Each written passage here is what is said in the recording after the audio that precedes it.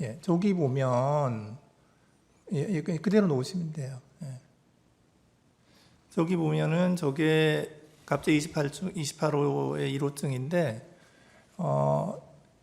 헌법재판소 재판관 마은혁 정계선 조한창 선출에 관한 인사청문 특별위원회 위원 선임의 건 이래가지고 더불어민주당 대표의원이 이제 직인을 찍어서 이제 그 더불어민주당 의원들 중에서 인사청문위원을 추천하는 공문이에요.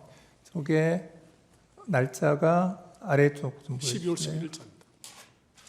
12월 10일입니다. 10일에 이제 그 의장한테 보냈죠. 그리고 나서 그 다음 장 뒷면 좀 보여주실래요?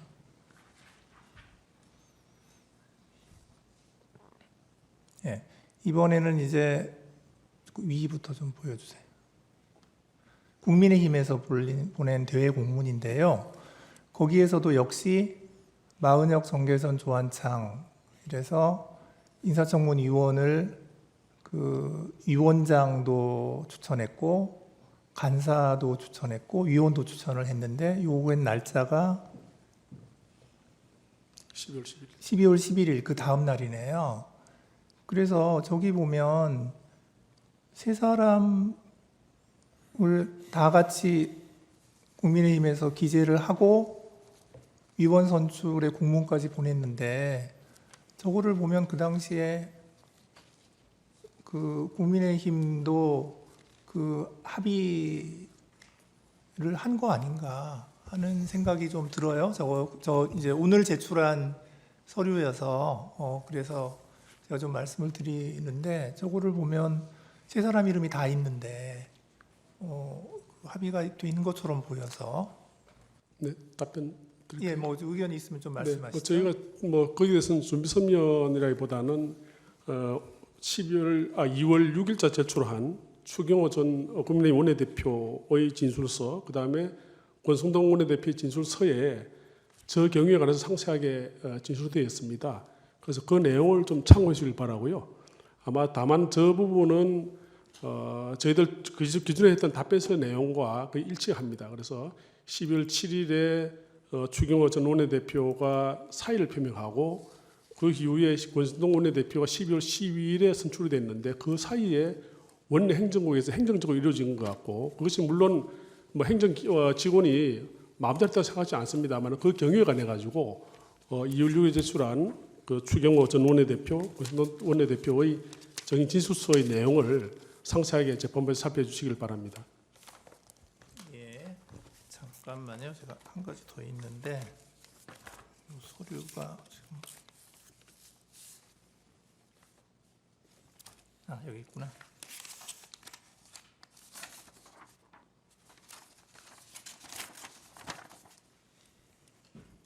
아까 그건 주세요. 주시고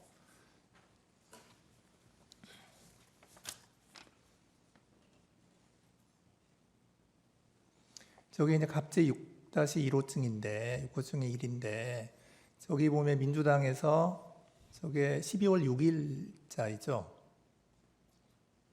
12월 9일자로 지금 마은혁, 정계선 두 분을 이제 추천한다는 공문을 지금 국회의장에게 보냈고요. 그 다음으로 그 6호증의 2를 보시면 거기에는 이제 조한창 후보자를 그 국민의힘에서 추천한다라고 해서 그것도 역시 12월 9일자인데 그것을 그 국민의힘에서 제출하게 되는 경위에 대해서 조금 좀 추가로 좀 그 말씀을 좀 해주시고요. 그 다음에 이게 지금 그 행정 절차에 따른 대외 공문 위에 보면 대외 공문이라고 되어 있거든요. 네, 대외 공문인데 저런 문서가 그 합의가 없는 상태에서 그게 제출될 수 있는 것인지, 그러니까 저걸 제출한 구체적인 이유가 어떤 것인지 하는 거에 대해서 저희가 좀 궁금해서요. 네. 마찬가지 답변이 되겠습니까? 네네. 마찬가지로 그 부분에 대해서 상세한 것은 2월 6일에 제출한 추경호 전 원내대표, 그다음 권신동 대표의 정진수서에 보게 되면 저 경우가 상세하게 진술되어 있습니다. 간략하게만 요약만 말씀을 드린다면은 12월 7일까지 있었던 상황이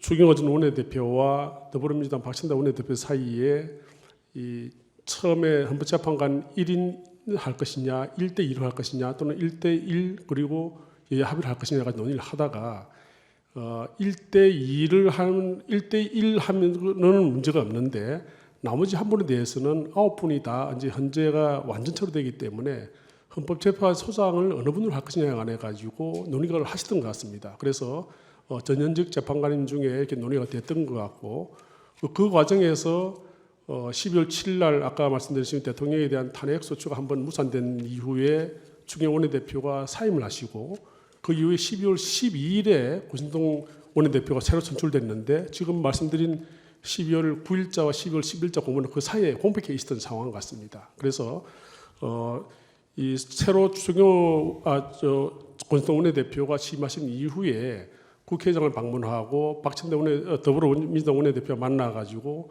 종전 원내대표와의 양당 합의를 확인하는 과정에서 야당에서 그러한 헌재 소송에 관한 논의는 없다, 그런 합의를 한 적이 없다고 부인하고 나옴으로써 국민의힘에서는 인사청문회에 동의할 수 없다. 그리고 인사청문회 개최에도 동의를 못하기 때문에 들어가지도 못하고 또 본회의도 아마 표결에 참여하지 않은 것 같습니다. 그래서 그 상세한 경우에 관해 가지고는 그 진술서를 좀 재판님께서 좀 상세하게 참조해 주시길 바랍니다. 지금 여쭤보는 네. 그 핵심은 뭐냐면 네. 그러니까 지금 합의가 다 완전히 안 됐다는 것인데 왜 공문을 보냈느냐 이거죠.